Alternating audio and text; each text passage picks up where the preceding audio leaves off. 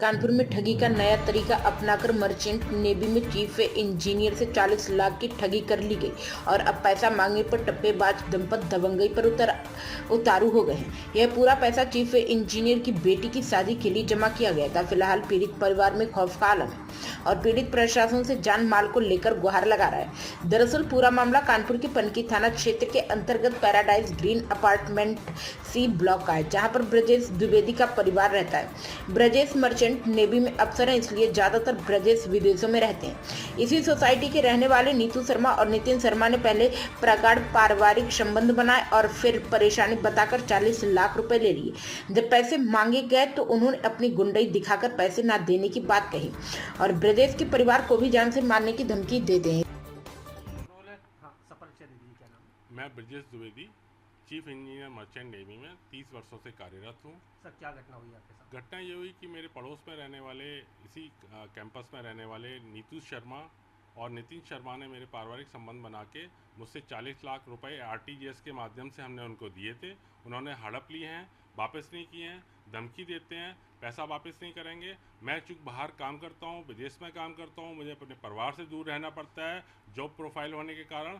तो मेरी सरकार से गुजारिश है, सरकार से प्रार्थना है कि मेरे परिवार की सुरक्षा की जाए और वो लोग अभी तक गिरफ्तार नहीं हुए हैं। हालांकि डीसीपी कासिम साहब से मेरी मुलाकात हुई, उनको मैंने प्रार्थना पत्र दिया, उन्होंने बड़ा सहयोग किया है, उन्होंने आदेश दिए हैं। पनकी थाना अध्यक्ष मनोज भदौरिया जी भी कार्यरत हैं, बट मुझे गिरफ्तारी की सूचना अभी तक प्राप्त नहीं हुई है और ये लोग हमको धमकाते हैं, डराते हैं।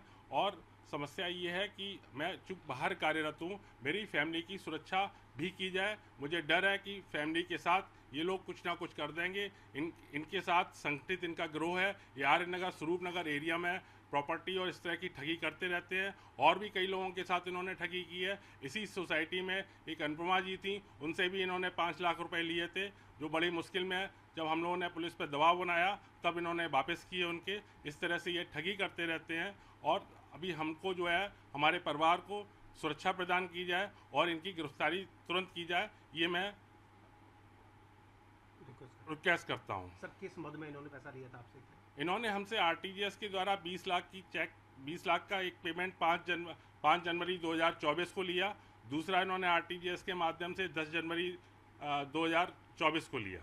क्या मतलब क्या बोल के लिया? क्या ये बोल के लिया कि हम आपको प्रॉपर्टी में इन्वेस्ट करेंगे और साल भर में आपको 40% का हम रिटर्न आपको दे देंगे। हम यही प्रॉपर्टी का काम करते हैं भैया। मेरे पास सारे व्हाट्सएप पे रिकॉर्ड है, सारे मैसेजेस हैं, सारे फैक्ट और प्रूफ मेरे पास सारे उपलब्ध है, जो कि हमने पुलिस को मुहैया करा दिए हैं। सारे साक्ष्य पुलिस को मुहैया करा दिए हैं। इनके नीतू शर्मा की और मेरे द्वारा बातचीत भी, रिकॉर्डिंग भी है, उसमें ये सारे साक्ष्य हैं। नितिन शर्मा और मेरे साथ भी वीडियो ऑडियो रिकॉर्डिंग है, उसके भी साक्ष्य हमने पुलिस को सारे दे दिए गए हैं। इस मामले में ब्रजेश की पत्नी शालिनी द्विवेदी ने बताया कि पति ब्रजेश, एक बेटा और एक बेटी, तीनों कानपुर से बाहर रहते हैं। वह घर पर अकेले रहती और नीतू शर्मा उनके पति का घर पर आना जाना रहता था। उन्होंने विश्वास जीतकर पैसे की ठगी कर ली, जो पैसा आरटीजीएस के माध्यम से दिया गया था। शालिनी द्विवेदी ने यह भी बताया कि वह 40 लाख रुपए अपनी बेटी की शादी के लिए जमा कर रखे थे, लेकिन उन्होंने इस पैसे को वापस नहीं दिया और बदले में 20-20 लाख की 2 चेक दी थी, जिसे बैंकों में लगा दिया तो वह धमकी देने लगी। शालिनी का कहना है कि वह घर पर अकेली रहती है, उनके साथ कभी भी कोई भी बड़ा हादसा हो सकता है। इन लोगों के खिलाफ पुलिस को बड़ा एक्शन लेना चाहिए, क्योंकि इनका एक संगठित गिरोह है। यह लोग शहर के कई लोगों के साथ ऐसी घटना को अंजाम दे चुके हैं। फिलहाल पुलिस में मामला दर्ज हो चुका है, लेकिन दबंगों द्वारा लगातार मिल रही धमकियों से पीड़ित परिवार बहुत डरा हुआ है। मेरा शालिनी द्विवेदी है। शालिनी जी, क्या स्थिति है? क्या घटना हुई है? मेरे साथ 40 लाख की ठगी हुई है और मेरे पति ब्रजेश द्विवेदी हैं, जो मर्चेंट नेवी में चीफ इंजीनियर हैं, वो बाहर रहते हैं। और मेरे बेटा भी बाहर रहता है, वो एचबीटीआई से है, लेकिन हॉस्टल में रहता है। मेरी बेटी बाहर रहती है, मैं अकेली रहती हूँ। और इन लोगों ने मेरे साथ विश्वासघात किया है।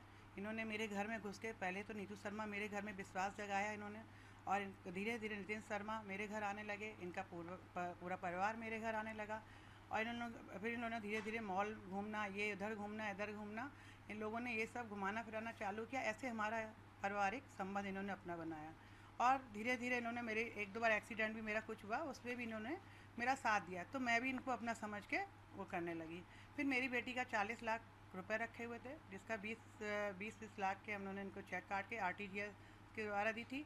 इन्होंने उसमें पहले तो उन्होंने कहा कि हम दे देंगे, इनसे मैंने कहा कि दे देंगे, तो इन्होंने नहीं, वो चेक मेरी उनकी बाउंस हो गई। मैंने कई बार इनसे बोला कि मेरा पैसा दे दो, तो इन्होंने कहा कि भाभी अभी मैं ये बीमार हूँ, अभी मेरी ये प्रॉब्लम चल रही है, ये प्रॉब्लम वो है, तो ये हमेशा यही बोलते रहे।